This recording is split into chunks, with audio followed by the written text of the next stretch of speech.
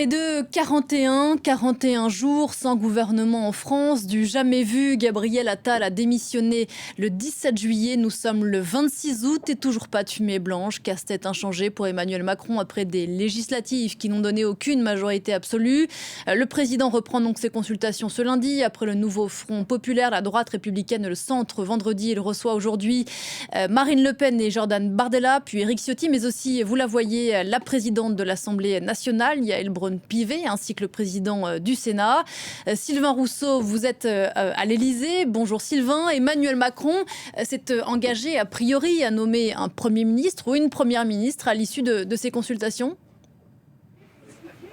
Oui, effectivement, c'est ce que l'Élysée avait annoncé en fin de semaine dernière, qu'un Premier ministre serait nommé à partir de mardi. Alors tout est dans le à partir, et avec un peu de cynisme, on pourrait même dire qu'il n'a pas été précisé de quel mardi il s'agissait. Ce qui est sûr, c'est que l'agenda présidentiel de la fin de semaine est très chargé entre la cérémonie d'ouverture des Jeux paralympiques, un voyage en Serbie.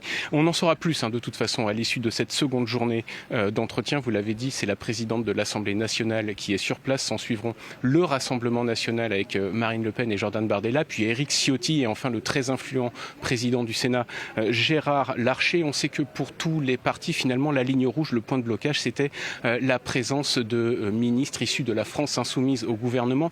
Un blocage qui a sauté ce week-end lorsque Jean-Luc Mélenchon, le chef de l'extrême gauche, a proposé un gouvernement sans insoumis, mettant ainsi le bloc central, l'ex-majorité présidentielle, dos au mur. Il a été question d'une prise de parole également d'Emmanuel Macron à l'issue de cette journée, une information qui n'a pas été confirmée par l'Élysée, même plutôt démentie par l'Élysée. Il est fort probable qu'en fait, ces consultations, de nouvelles consultations, aient lieu fort du coup de poker lancé par Jean-Luc Mélenchon ce week-end. Il est donc fort probable que de nouveaux entretiens aient lieu encore dans la quête d'un Premier ministre qui ne serait pas démissionné, qui ne serait pas censuré par l'Assemblée nationale immédiatement. Voilà cette série de consultations qui devrait donc avoir une saison 2. Sylvain Rousseau à l'Élysée, merci.